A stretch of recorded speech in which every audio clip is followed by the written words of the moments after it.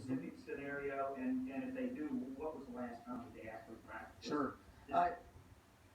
That's a good question. I'm very proud of our DART team, our Dangerous Animal Response Team, and our security team.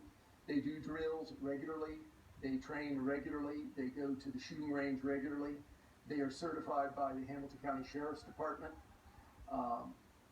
And clearly they are steady at the moment of truth. We've never had a situation like this before at the zoo, but they meet and both do physical drills as well as meet to do sort of tabletop discussion drills.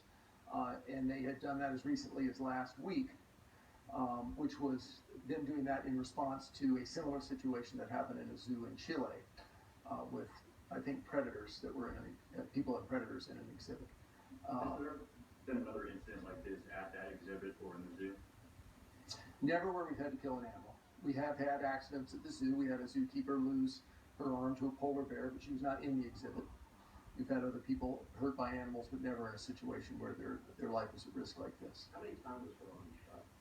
Once. What's your gun flying right now? There's a future. We have, of course, a renowned assisted reproduction program called CREW, the Linder Center for Conservation and Research of Endangered Wildlife. Those are reproductive biologists. They've collected viable sperm from him, which are important to bank on a real endangered species for genetic reasons and future populations in zoos. In addition, we've been contacted by a number of scientists working on genetics issues and other issues with lowland gorillas. And so most of that is in the function of storing tissue for potential future both research as well as possible breeding purposes. Is the boy the end of his gene pool then? This is not the end of his gene pool. His sperm was saved. His sperm was saved. It's not the end of his gene pool. In addition, he and his lineage are part of an ongoing breeding program. As I mentioned, Gladys, the famous now 3 or 4-year-old gorilla that's in our exhibit, also came from the zoo in Brownsville, Texas, and she's his half sister. And you praised the way the response was handled, but the boy was in there for 10 minutes.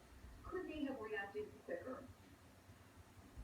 I think we reacted remarkably quickly, and we were remarkably fortunate that the boy wasn't hurt. How tall was the barrier and how many feet of bushes were there before the drop off? The barrier is a little over 3 feet high, and the distance between the barrier and the if you will, the drop zone there is about 4 feet deep. And it's a 15-foot drop, Mm-hmm. and you're in the water. Correct. Dane, as we try to balance the safety of the patrons versus their ability to access and see the animals, is there a takeaway? Is there a message for parents and people who take kids to the zoo moving forward? Sure. Very fortunately, this zoo is a long-standing, beloved institution in Cincinnati, and so I think people recognize that we care about our animals.